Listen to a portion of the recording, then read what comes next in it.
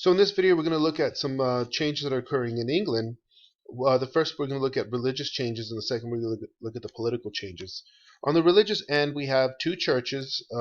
We have several churches, but we know that because of Henry VIII, the English had separated from Catholicism and created the Anglican Church. Even though there's a separation in terms of control from the Pope, you still have the fact that the Anglican Church functions as a magisterium. What this means is both the Catholic and the Anglican Church interpret the Bible with tradition and with community, which eventually includes, or the final say would include the hierarchy of the clergy, meaning the priests, the bishops, and eventually cardinals, and when it comes to the Catholic Church, the Pope. So individuals are taught a certain type of tradition of how the Gospels are being, or how the Bible in itself is being interpreted with a institution, a church institution. So Henry VIII wasn't necessarily looking into Luther's idea that the individual has a right to interpret the Bible on their own. However, another highly influential clergyman or religious person, being Calvin, believed that he went further with Luther, believed that individuals, especially the males of the families, are the head of their home church. This is a very individualist type of approach to Christianity. We call these the separatists. And so the separatists, or you may, others had called them Puritans. In America, they arrived, they're called the Pilgrims. They believe that the Anglican Church is still too Catholic with its tradition and its hierarchies and its interpretation of the Bible. They believe that the individual has a right to be his own priest. And what that meant, one of the echoes of that we get from this tradition, is that if you're going to be your own priest, reading your own Bible, you need to be literate. So one of their influences in America and England is an increase in literacy, because it became important for the individual fathers to make sure that their sons and daughters can read the Bible on their own. They create tutors that eventually create public schools that operate in New England and also in England.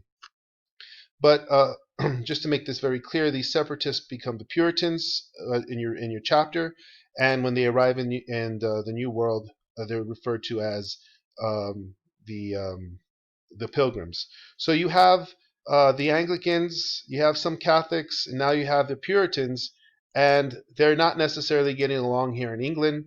There's infighting, neighbor against neighbor, politicians and people of power. Some of the kings after Henry VIII, like James and Charles, are not necessarily Catholic, but are pro-Catholic because their mother was Catholic, and they allow Catholics to have considerable power.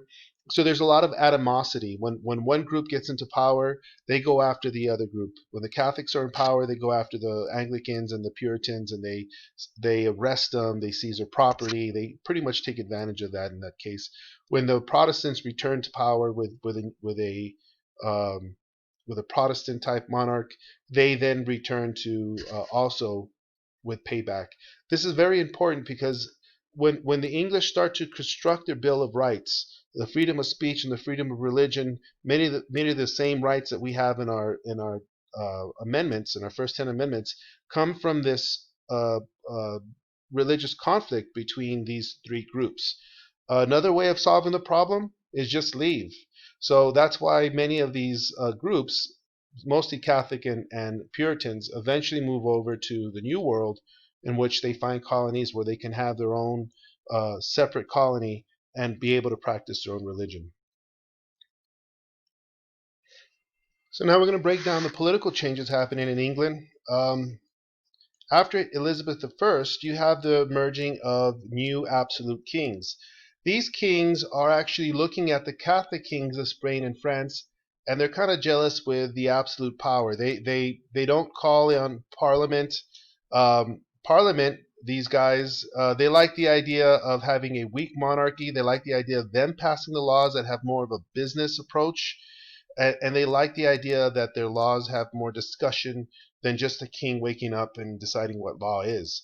So they've already had a taste of that individualism with Elizabeth further, and so they would like their kings to be a little weak. But instead, you have these guys who like the idea of being absolute kings because everybody else is absolute king. It's kind of like a president wanting to be dictator because they're still dictators.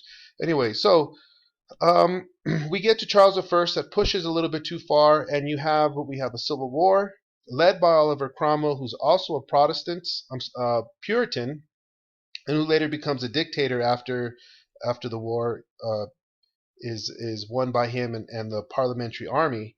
Charles I is beheaded. One of the first times they decide to behead the king who was supposed to be given to them by God. So they wrestle with that idea, and then they come to the realization that the kings are not given to them by God, and so they move on with that. Uh, because they don't have a system of electing or any kind of constitution, they still need to have some kind of king. They didn't like the idea of a dictator under Cromwell, so they invite Charles's son, Charles II. That's their creative way of reestablishing the government. Charles II tries to play nice, but same thing. He doesn't call in Parliament. He wants to become an absolute king, and they threaten another civil war, but he gets the hell out, and eventually his uh, his letting go of the throne is called the Glorious Revolution because unlike the Civil War, it wasn't very bloody at all. What they do is they invite William and Mary, who agree to the constitutional monarchy. They allow themselves to become less powerful monarchs, and this becomes a tradition all the way up to the American Revolution. Even to this very day, the monarchy becomes less and less of a powerful governing body. It's Parliament and the Prime Minister that are the lawmaking body of the government. Again, the advantage here is that these men can talk about their intentions, about what direction they want the country to go. Should they increase trade? Should they protect their merchants with more navy? All these discussions are being made, and they like the idea of a more rational type of government. As Mary and William become king and queen of the new kind of constitutional monarchy, they also include the Bill of Rights, and they make religion uh, free among the colonies. Um, so it doesn't matter if you can't be prosecuted if you're a Christian, Catholic, or Protestant, or Puritan. Everyone is free, and everyone has a right to due process. They can't be convicted and thrown in jail without having some kind of due process, without being charged, and they strengthen their trial by jury process also. Many of these things, again, become very influential in the colonies and eventually in the United States. So we will get to the Glorious Revolution on the next chapter because the sense of individualism and freedom is going to carry over into the colonies where they begin to question themselves and they begin to ask themselves as English citizens what are their freedoms within the colonies, and we'll see that next week on the next chapter.